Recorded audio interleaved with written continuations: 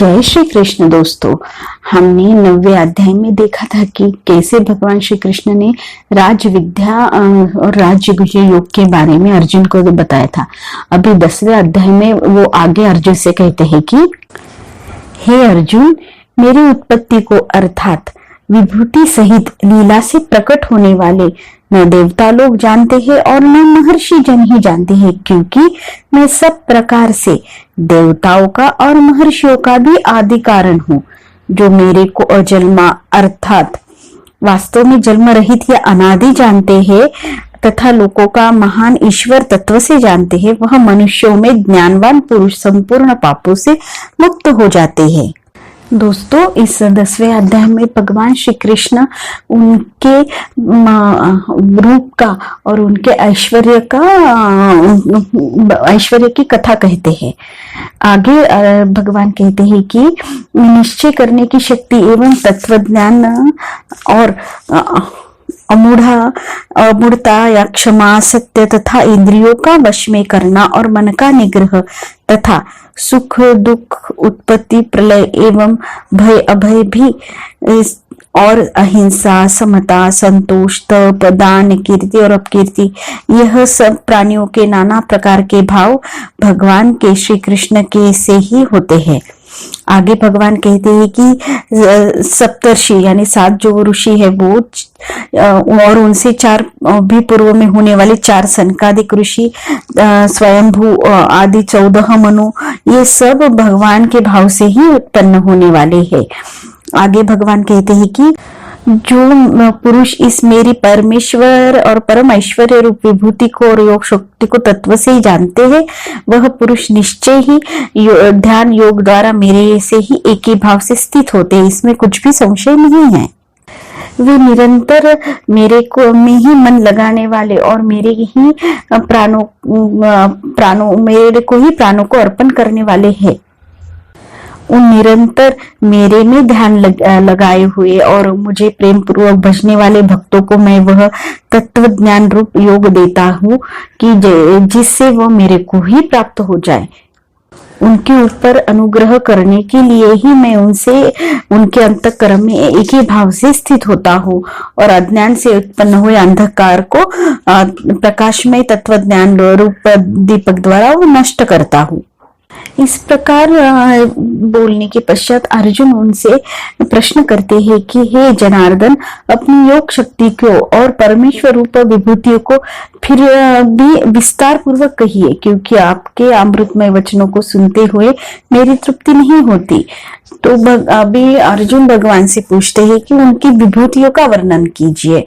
इसके ऊपर भगवान अर्जुन से कहते हैं कि हे अर्जुन, मैं सब भूतों के हृदय में स्थित सबका आत्मा हूँ तथा संपूर्ण भूतों का आदि मध्य और अंत भी मैं ही हूँ।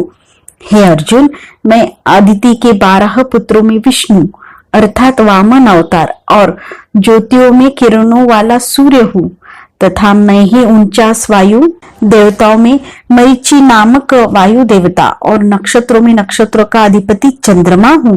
वेदों में साम वेद, देवों में इंद्र, इंद्रियों में मन, भूत प्राणियों में चेतना और ज्ञान यानी ज्ञान शक्ति हूँ। 11 रुद्रों में शंकर, यक्ष तथा राक्षसों में धन का स्वामी कुबेर और 8 वसुओं में अग्नि हूँ तथा शिखा वाले पर्वतों में सुमेरु हूँ। पुरोहितों में देवताओं के पुरोहित बृहस्पति हूँ तथा सेनापतियों में स्वामी कार्तिक और जलाशयों में समुद्र हूँ। महर्षियों में भृगु, वचनों में एक अक्षर ओंकार हूँ तथा सब प्रकार के यज्ञों में जप यज्ञ, स्थिर रहने वालों में हिमालय हूँ। वृक्षों में पीपल हूँ तथा देव ऋषियों में नारद मुनि, गंधर्वों में चित्ररथ, सिद्धों में कपिल मुनि हूँ। घोड़ों में अमृत से उत्पन्न होने वाला उच्च श्रेवा और हाथियों में ऐरावत हूँ। मनुष्यों में मैं राजा हूँ तथा शस्त्रों में व्रज और गौ में कामधेनु हूँ और शास्त्रोक्त रीति से संतान उत्पत्ति हेतु में कामदेव हूँ। सर्पों में सर्पराज वासुकी हूँ। नागों में शेष नाग हूँ। जलाचरों में उनका अधिपति वरुण देवता हूँ। पितरों में अर्यमा नामक पितरेश्वर तथा शासन करने वालों में यमराज हूँ। दैत्यों में प्रहलाद और गिनती करने वालों में समय हूँ, पशुओं में मृगराज सिंह तथा पक्षियों में गरुड़ हूँ, पवित्र करने वालों में वायु और शस्त्रधारियों में राम हूँ तथा मछलियों में मगरमच्छ हूँ और नदी में श्री भागीरथी गंगा हूँ। हे अर्जुन, सृष्टियों के आदि अंत मध्य भी मैं ही हूँ तथा मैं ही विद्याओं में आध्यात्म विद्या अर्थात ब्रह्म विद्या हूँ। परस्पर में विवाद करने वालों में तत्व निर्णय के लिए किया जाने वाला वाद मैं ही हूँ। अक्षरों में आकार, समासों में द्वंद्व नामक समास, अक्षय काल अर्थात काल का भी महाकाल और विराट स्वरूप सबको धारण पोषण करने वाला भी मैं ही हूँ। हे अर्जुन, मैं सबका नाश करने वाला मृत्यु, आगे होने वाली उत्पत्ति का कारण हूँ। मैं स्त्रियों में कीर्ति, श्री, वाक, स्मृति, मेधा, धृति और क्षमा हूँ तथा मैं गायन करने वालों में बृहस्थ साम, छंदों में गायत्री छंद तथा महीनों में मार्गशीर्ष का महीना और ऋतुओं में वसंत ऋतु हूँ। हे अर्जुन, छल करने वालों में जुआ तथा प्रभावशाली पुरुषों का प्रभाव मैं हूँ। जीतने वाले का विजय मैं हूँ, निश्चय करने वाले का निश्चय मैं ही हूँ और पुरुषों का सात्विक भाग हूँ। वृषवंशियों में वासुदेव अर्थात वासुदेव स्वयं तुम्हारे सखा हूँ। पांडवों में धनंजय हूँ और मुनियों में वेदव्यास, कवियों में शुक्राचार्य कवि भी मैं ही हूँ। दमन करने वालों का दंड मैं ही हूँ और जीतने वालों की नीति मैं हूँ। गोपिनियों में अर्थात गुप्त रखने योग्य भावों में मौन मैं हूँ और ज्ञानवानों का तत्वज्ञान मैं ही हूँ।